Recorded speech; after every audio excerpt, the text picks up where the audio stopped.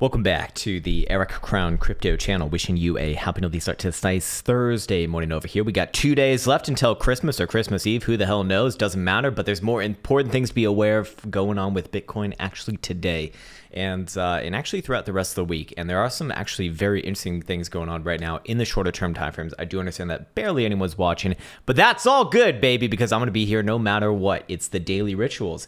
Anyways, yes, I did want to make a quick note that if you're in the quant program, make sure to check out the new strategies. There's a couple of new ones, and perhaps even some more stuff coming in around the end of the year as well.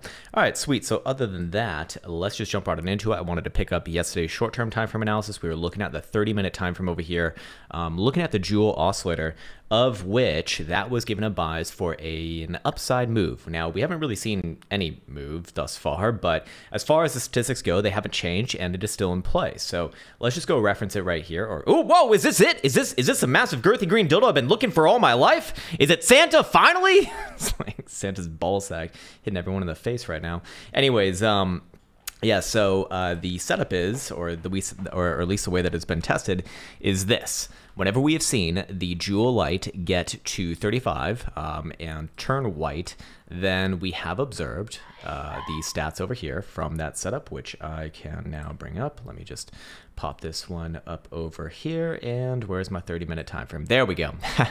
Okay, beautiful. So with that particular setup, we have observed out of 100 iterations, 73 played out with these averages. The averages that I think are most interesting here are going to be, of course, associated with the average return on the gain side versus also, you know, what we typically do see on the loss side as well. And then, of course, referencing the first standard deviation for sort of areas of interest surrounding that. Anyways, in this case, we can see that the average gain for the winning side was 1.23%. The average loss for the losing side, redundant enough, is 1.65%.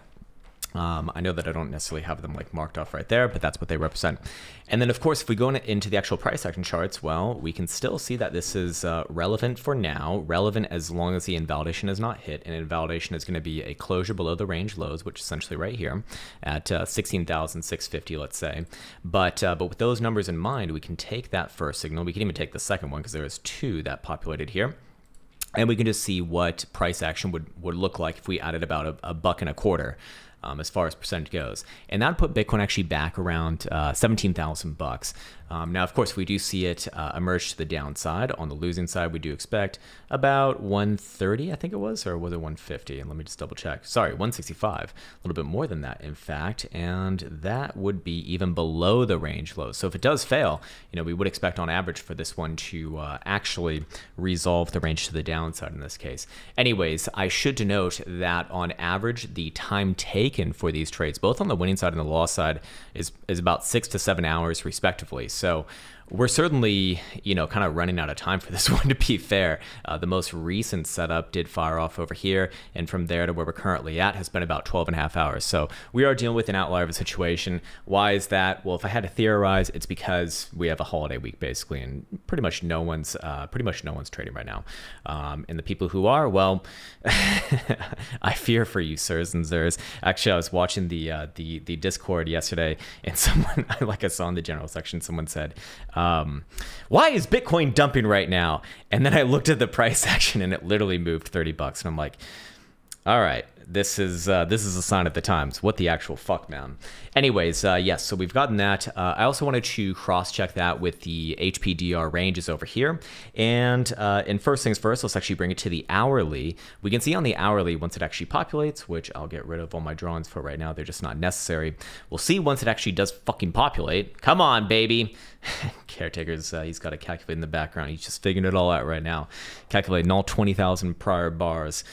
There we go. There we go. The 50% blue historical range returns does incorporate basically the range that we would be looking for based off that prior statistical setup. So to the top side, that would be about 17,050. To the bottom side would be the short-term time frame range resolution, actually even medium-term time frame range resolution between about 16,650. So So that would represent the hourly. What I think is a lot more interesting is actually the 4-hour time frame right here. The 4-hour 50% historical range high is going to be about 17,300 versus the lows, which is basically the low of the week thus far at 16,350. What does that essentially mean? It essentially means that you do have, you do have a very nice low in place if Bitcoin does trade back above and close above 17.3. That would be sort of my verification for lights on, baby, and time to start talking about 18,000 plus yet again, to the downside below 16,350. Basically any sort of a tick there probably is going to be good enough to get this baby back down below 16,000 bucks, closer to 15.8, maybe even lower than that as well. Anyways, yes, so we've gone through that. Now let's get to the actual CME charts over here. I wanted to follow up on this. The 4-hour BBWP representing volatility is now at extreme lows. So yesterday we were seeing a trend down, is getting towards the lows. Now we actually do have extreme lows. So we probably are looking at a move and a range resolution between today and tomorrow, Friday. Yesterday I said it was unlikely to see any sort of like major move, in the next couple days.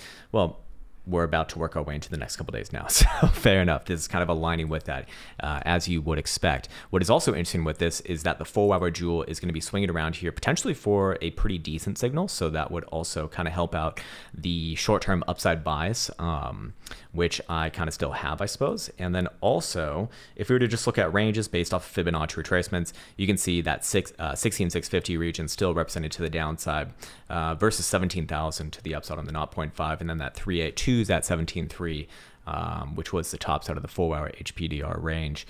Still looking at the daily over here. I mean, we're not really getting too much from this, so it's not super helpful. But what is interesting is that we do observe extreme lows on daily volatility. So with that all said, I do want to then cross-reference the short-term time frame, stochastic momentum, see where the pivots are, see where the, see if there's any sort of alignment. And I'm actually on spot price action right here. And what's interesting is that the daily stochastic oscillator will actually cross the upside today upon closure, with any sort of a closure above about 16,500. So basically, as long as Bitcoin holds sideways, again, momentum is going to start to favor the BULAs yet again for the first time basically since late November, which was coming off of 16,000 bucks before for that rally above 18,000. Anyways, moving on to the 12-hour, we do see that the 12-hour is actually already up as long as Bitcoin's closing above 16,350. So again, that number's popping up a few times. 6-hour timeframes actually going to be headed down here as long as Bitcoin's below 16,850. Right now, Bitcoin's literally $1 above. So it's going to the fucking moon. And 4-hour time frame is nosediving below 16,960. So showing a little bit more short-term, medium-term down some momentum, and then the hourly is pointed up above 16.8. So ultimately, we do see some bifurcation here, but you can see that the longer that Bitcoin holds sideways, the more and more likely that it's going to start to favor the BULAs.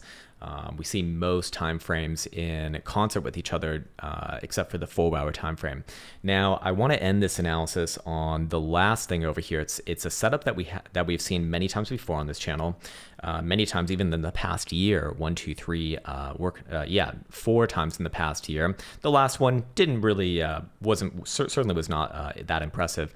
But we have a setup yet again, a brewing here. So in this case, the 2-day time frame does have a volatility versus stochastic momentum signature going on right now. Basically, anytime that we've seen volatility on this time frame get to extreme lows, which we define as anything below this horizontal bar, the expansion phase that naturally follows from that has led to an average move of about 39.5% over the course of about 3.5 weeks on average, and the stochastic oscillator has been correct in getting the direction of that volatility expansion 83% of the time. 9 out of 11 times. And I just want to double check that, so it actually does not sound right to my brain right now, but maybe I'm just a little bit too early in the morning. No, that's actually, it should be 82. Should be 82. Apologies. There we go. I'm very OCD about this. I'm rounding up as well, just so you know.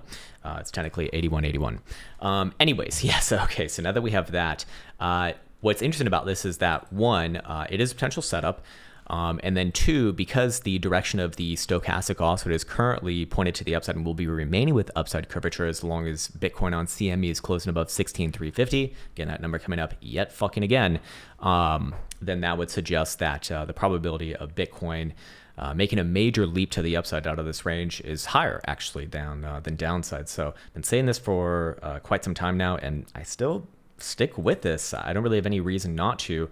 I'm just reading off statistics at the end of the day. I mean, it's not I can neither claim victory nor defeat just by running off statistics. I mean, that's just how I look at things. Anyways, the numbers are what they are, and in this case, yes. So here's the thing: until volatility expansion starts to happen, this is only a potential. It is not actionable, but front runnable, as you've probably seen on the last one. Then again, you know, if you were to apply that sort of a theory towards all the prior ones, you really don't need to front run it typically. I think that the last one was a bit of an outlier personally. Anyways, if we were to play around with numbers here, looking at the bottom side of the first standard deviation and even the average move, we can kind of come up with some areas of interest if this one does head up to the upside. So 30% from around that region would put Bitcoin actually well back above 21,000 bucks. 39.5% puts Bitcoin back towards 23,000 bucks. So do we get you know, an early 2023 rally? I still kind of think that actually. That's also in alignment with the accumulation and distribution indicator chart.